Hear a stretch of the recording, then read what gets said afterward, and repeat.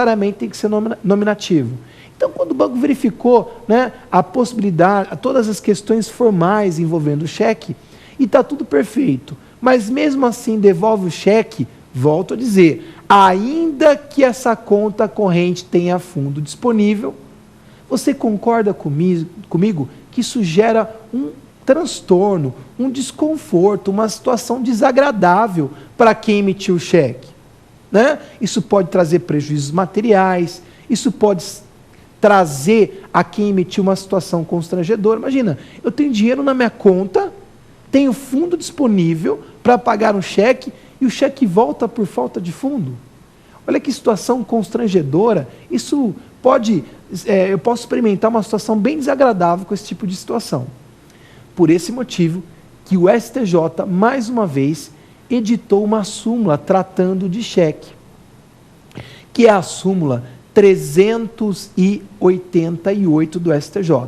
Uma súmula também muito recente do STJ, que diz que quando ocorre a devolução indevida do cheque, vou repetir, quando ocorre a devolução indevida do cheque, essa devolução gera dano moral em favor do emitente. Então, quando você tem uma devolução indevida de cheque, e essa devolução, ela provoca um dano moral, e esse dano moral é reconhecido pelo STJ, súmula 388 do STJ. Tudo bem? Então vamos agora para a nossa última pergunta. Professor, na conta conjunta, quem responde por cheque sem fundo? Olha a pergunta que esse candidato fez. Que pergunta interessante. É uma pergunta que também muitas pessoas ficam na dúvida. Puxa, que situação é essa? Imagine essa situação. Marido e mulher. Marido e mulher possuem uma conta conjunta. Marido e mulher são cotitulares de uma conta corrente. Eles possuem a chamada conta corrente conjunta. Então, quando você tem uma conta corrente conjunta, o que você localiza no cheque? Vai ter o nome do marido e vai ter o nome da mulher, não é assim? O nome do marido e o nome da mulher, não é assim? Então vamos imaginar que o marido vai ao shopping, um belo dia de domingo à tarde, ele vai ao shopping para fazer algumas compras. Chegando lá no shopping, ele vê um terno muito caro, mas ele se apaixona pelo terno e o vendedor então cria situações ali e resolve vender aquele terno e quer vender e resolve vender e vendeu mesmo aquele terno para o marido. E o marido então emite o cheque e assina o cheque. Não é assim? A esposa nem está junto. A esposa não faz a assinatura junto com ele. Somente ele assina o cheque. Portanto, quando, mesmo tendo conta conjunta, apenas um deles assinou o cheque, só aquele que assinou o cheque é que emitiu aquele cheque. Então, você tem dois cotitulares, mas apenas um emitente, aquele que assinou o cheque. A pergunta que o candidato fez foi a seguinte: se eu tenho conta conjunta e esse cheque volta por falta de fundo, vamos imaginar que o marido assinou o cheque então, mas o cheque foi depositado e voltou por falta de fundo. Quem que responde por esse cheque? Por exemplo, se você foi quem recebeu o cheque e o cheque volta por falta de fundo, você quer ajuizar uma ação de execução, contra quem que você vai ajuizar essa ação de execução? Contra o marido e contra a mulher ou somente contra o marido? Essa questão de conta conjunta foi levada para discussão junto ao STJ. E o STJ resolveu esse tema. De que forma? Para o STJ, quando se tratar de conta corrente conjunta, o que nós temos é a chamada solidariedade ativa. Como assim, Alexandre?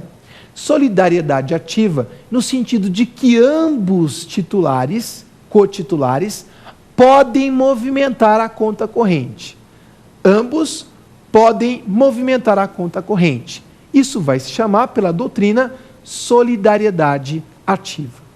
Mas a pergunta é, e a solidariedade passiva? O STJ reconhece a solidariedade passiva na conta conjunta de cheque? Resposta, não. Para o STJ, não existe solidariedade passiva na conta conjunta. Isso mesmo. Alexandre, o que isso quer dizer?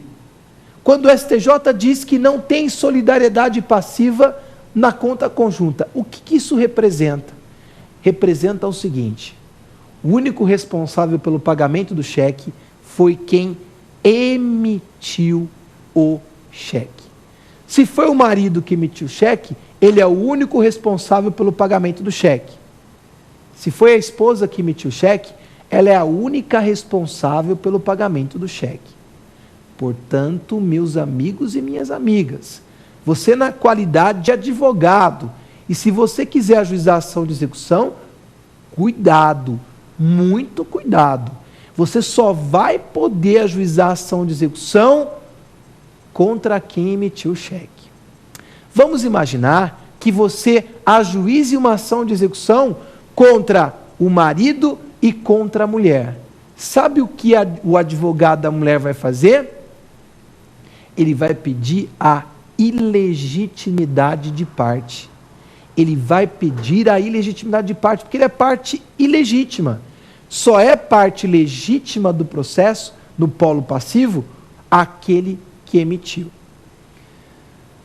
É por esse motivo, inclusive, que quando você tem um cheque e você leva esse cheque de conta conjunta para o tabelionato de protesto, o tabelião de protesto só vai fazer o protesto daquele que emitiu. Aquele que emitiu o cheque. Então vamos imaginar, João casado com Maria. Pela assinatura você identifica que aquele cheque foi emitido por João. Então, nesse caso, o tabelião de protesto só vai protestar a dívida, mas aquele protesto vai constar, a dívida vai constar em nome daquele que emitiu o cheque. Até porque ninguém é protestado. O que é protestado é a dívida. A dívida que é protestada e ficará em nome daquele que emitiu o cheque sem fundo.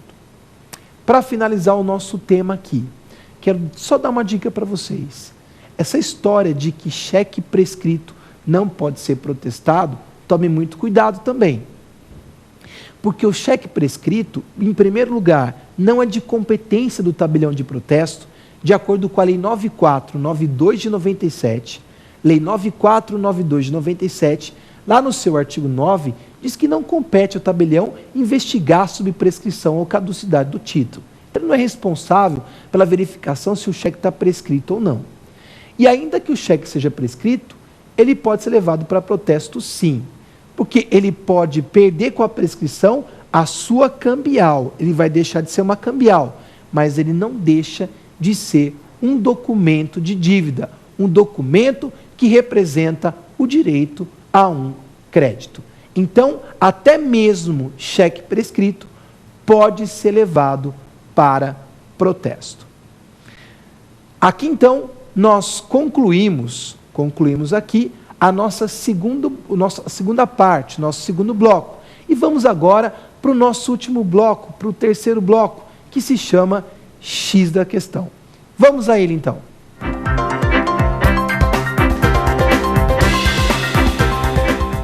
Meu amigo e minha amiga, se você quer obter maiores informações sobre esse tema cheque, ou se você quer ter informações sobre qualquer outro tema do direito, acesse o nosso portal www.lfg.com.br. Vou repetir, www.lfg.com.br.